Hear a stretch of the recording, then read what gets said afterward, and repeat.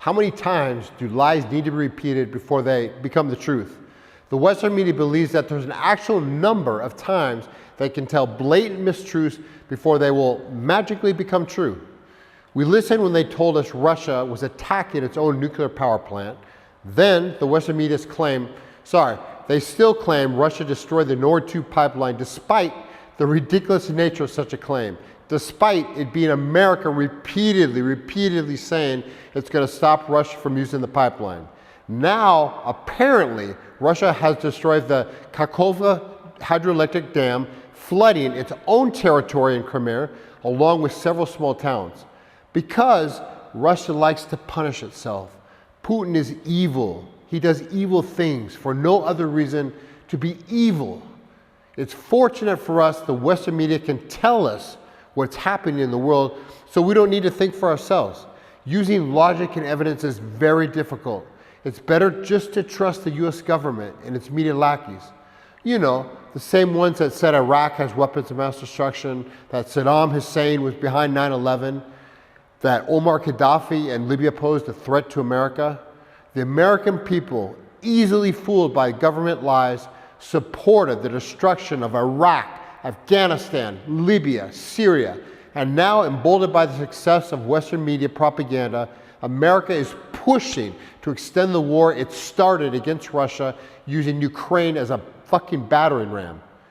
It's a little sickening watching a video now gone viral of US Senator Lindsey Graham meeting with Vladimir Zelensky, boasting Russians are dying and it's the best money we've ever spent.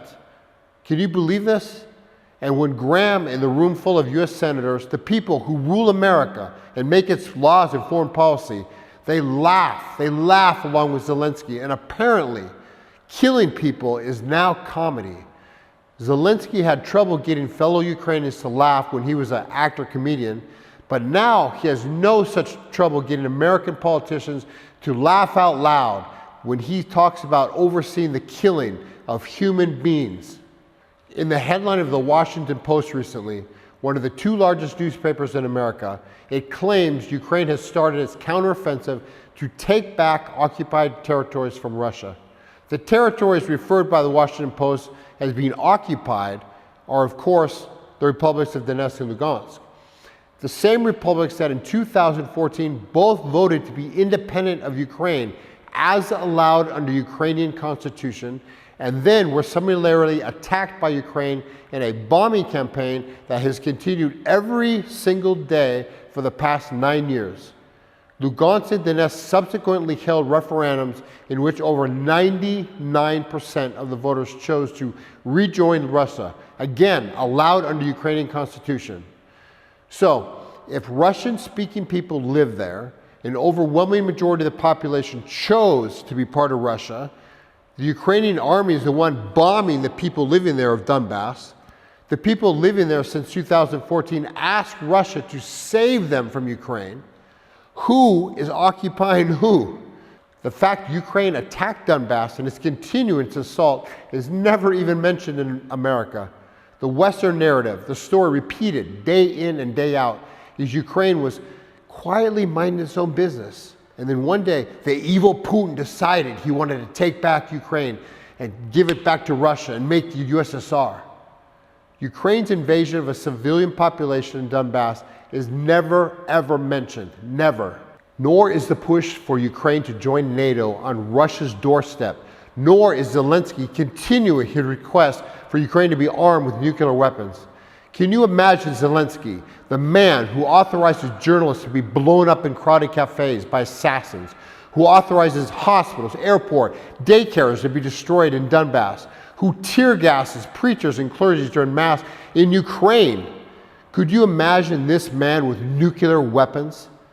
But the Washington Post, New York Times, and all major media outlets in America make Russia and Putin out to be the pariah, while the evidence of Ukraine's ethnic cleansing in Lugansk and Donetsk are absolutely, completely ignored. There are ways to find the truth. You owe it to yourself to look at the evidence. The sequence of events. Seymour Hersh, the Nobel Prize winning journalist, reporting the US destroyed the Nord 2 pipeline. The history of the US government lying to the public all the time by every war. Zelensky announcing financial deals with Morgan Chase, Goldman Sachs, and BlackRock, like bragging about it. Leaked videos of US government officials laughing about the killing of Russians, the people of Donbass, voting to be part of Russia. The Prime Minister of Israel publishing on his own personal YouTube channel, he had a peace agreement between Russia and Ukraine agreed upon, but US and NATO said no. These are not my words. This is not propaganda. This is a timeline of facts. These things are happening in the news, on their own media outlets. The American government and NATO governments openly discuss these events because their stooges in the media continue to spread false propaganda and garner public support, so they continue enriching themselves at the expense, at the cost of human lives. It's long past time to call fucking bullshit on Western media and the US government officials. They lie, they cover up, they distract, they mislead, and it's open for everybody to see. It's right there. The unlawful use of violence and intimidation, especially against civilians, in the pursuit of political aims. This is the official definition of terrorism. Destroying the Nord 2 pipeline, destroying the Kakhovka hydroelectric dam are the two most damaging acts of eco-terrorism in memory. The environmental damage is irreversible, and many thousands of ordinary people are suffering because of these deliberate acts of sabotage.